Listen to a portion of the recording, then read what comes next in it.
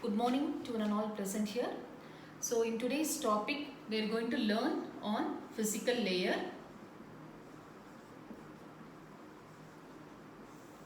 Okay. So in physical layer, what happens is that whenever two persons wants to communicate, that is like when a data wants to be communicated from source to destination. So the data will be prepared and it will be sent to application layer. From there it reaches it down all the 7 layers. At last it reaches the physical layer. When it reaches the physical layer, so what happens is that the data it will be in the form of bits. So this bits it will be transmitted through the transmission medium. Okay, this is a transmission medium. So through which it will be sent and again it will reaches all the 7 layers, and from there the data will be sent to the destination.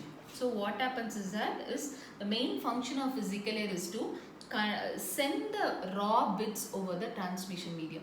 But here the physical layer, what it does is that it will convert the bits into signals. So it will convert bits into signals like this. These signals are only transmitted through the transmission medium, and here after receiving here again the signals will be converted back into bits, and these bits are received by physical layer and again it goes to the topmost layer and it will be sent to the destination.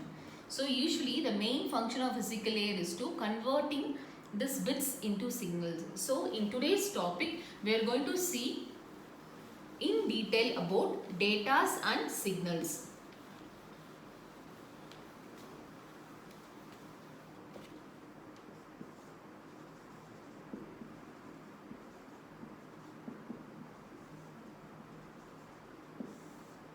So signals will be like this. So what is a signal? Signal is a function. It is a function that represent the variation of physical quantity with respect to time. So it is a function that represents a variation of physical quantity. So it is going to represent the physical quantity, the variation of physical quantity with respect to time. So whenever we are going to pass over the time, so it is going to, the physical quantity is going to change. So that we are going to represent in a graphical manner. This is nothing but the signal. Okay. So there are two types of signals are available. One is analog signal. The second one is digital signal. Okay, there are two types of signals available. One is analog signal, other one is digital signal. So what is analog signal? So coming to analog signal,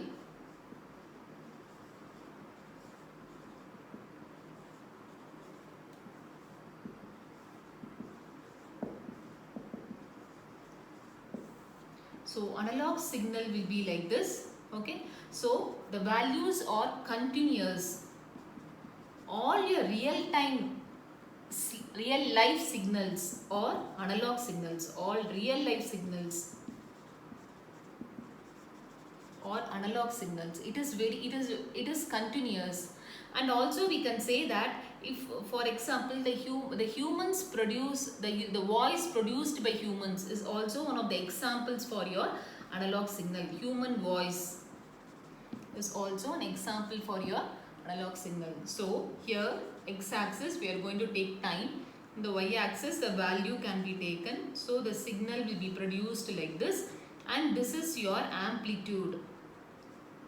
This value is called the maximum value reached by the signal is called as amplitude. So the voice produced by the humans is also analog signal, and it will take infinite number of values. See here, so in this particular time it is taking a value called 1. The next point of time it is taking a value 2. So it is going to take infinite number of values over the period of time. This is your analog signal. And what is digital signal? Digital signal will be like this. Okay. Digital signal will be like this. So these will take only finite values. Okay. And the example is, it will be represented in computer, it will be represented by either zeros or ones. These are all digital signal. Okay.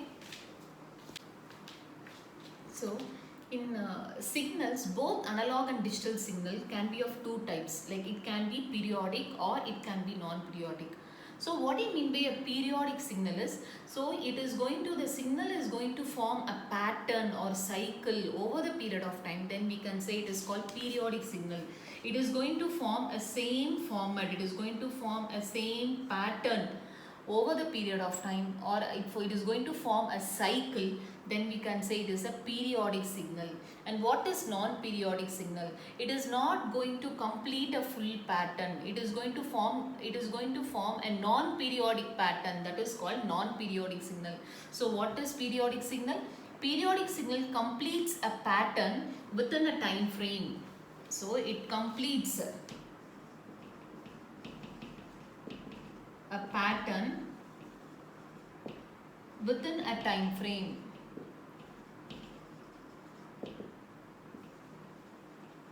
Is called as periodic signal. And what is non-periodic signal? So it changes without forming a pattern.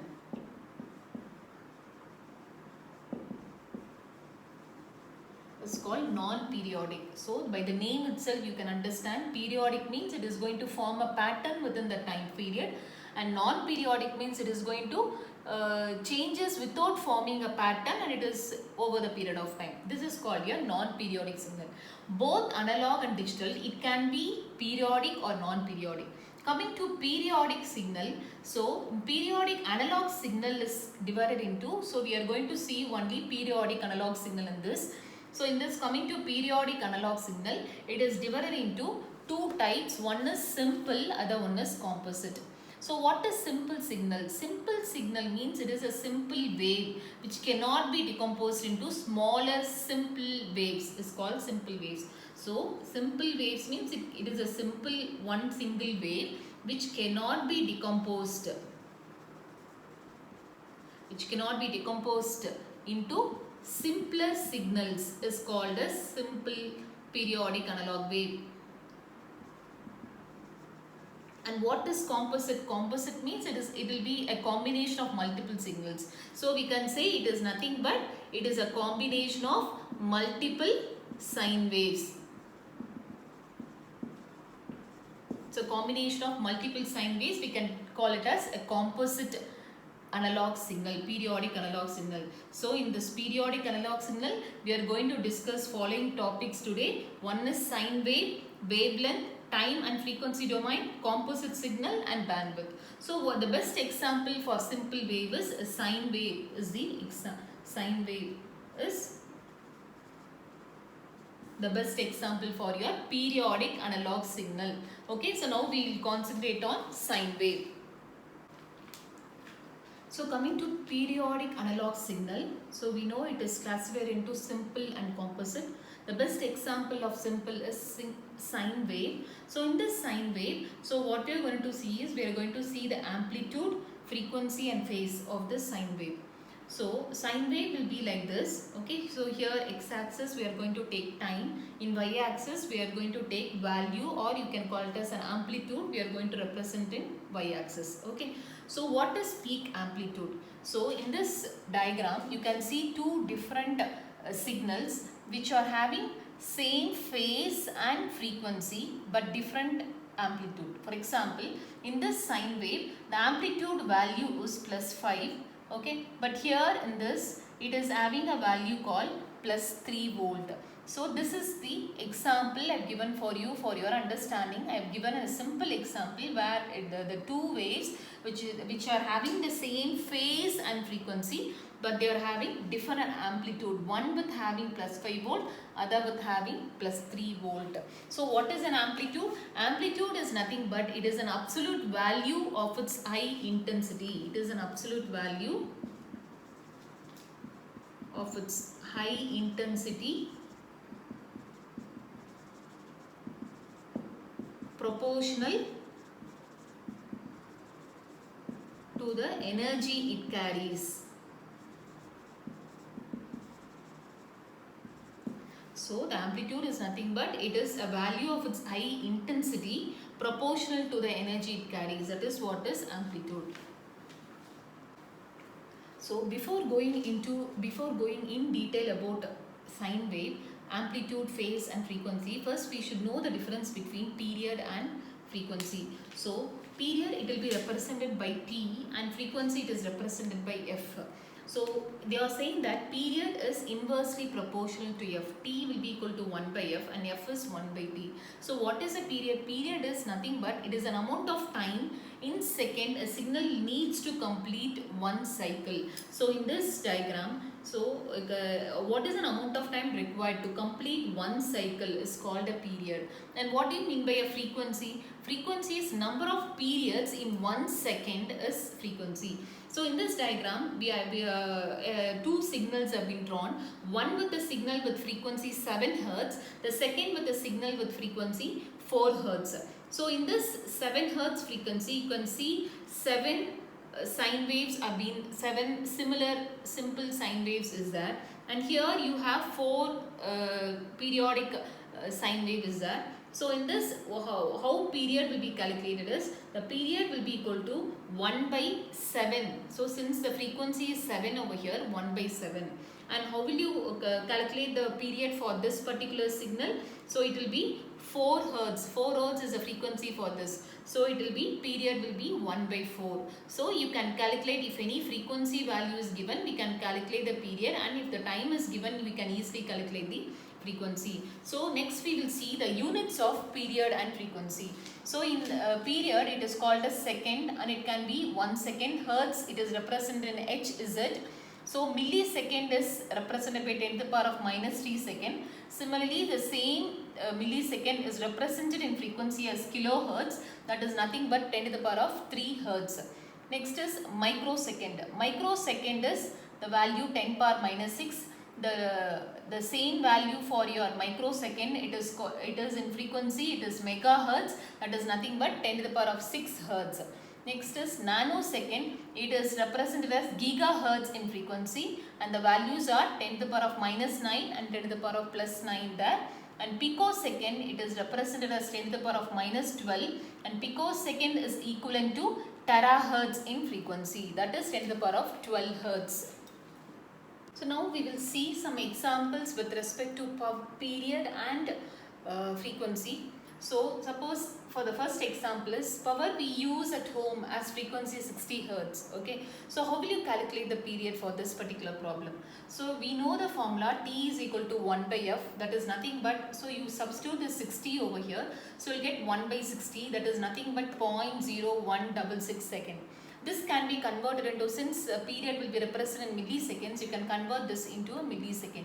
0.0166 into 10 to the power of 3 millisecond, that is nothing but 16.6 millisecond. So when a frequency of 60 Hertz is equivalent to a value called 16.6 millisecond.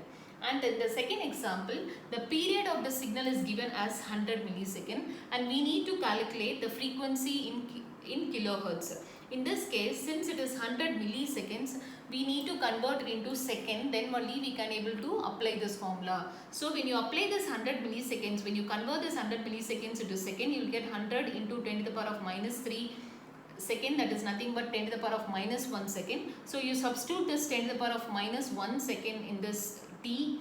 So you will get, this is, so you will get 10 Hertz. 10 Hertz, they are asking us to represent in kilohertz. So we are multiplying it by 10 to the power of minus 3 kilohertz. That is nothing but 10 to the power of minus 2 kilohertz. So this is the, this is how you calculate the period and frequency by using the formula. So we know what is the amplitude of a sine wave. Now we are going to see frequency and phase of a sine wave. So what is a frequency? Frequency is nothing but rate of change with respect to time is called frequency. So if there is a change occurs during a short span of time, then it is, then we can say that signal is having a high frequency. If the changes occurs during a long span of time, then we can say the frequency is low. So here we understood that the time and the period and the frequency are inversely proportional. This is how we will calculate the frequency. The next last topic in today's lecture is phase. So coming to the phase, it is nothing but the position of waveform relative to time 0 is called phase. Phase is nothing but a shift that is shifted either left side or right side. For example, here we have drawn three sine wave. This is having a phase of 0 degree where it is starting from 0 phase. The second diagram explains that it is a sine wave of 90 degree where as part of the wave has been shifted to the left. In the third diagram, this is a sine wave of 180 degree where half of this sine wave is being shifted to the left. So here this part really does not exist. This is an imaginary line, but the actual wave will start from here only. So this is called as phase. So in today's lecture, we have learned what is a signal and the types of signal, the periodic and non-periodic signal. In coming to periodic analog signal, we have learnt on simple and composite. Coming to simple signal, we take an example of the simple signal, that is sine wave. In that sine wave, we have learned what is amplitude, frequency and phase. Okay, thank you.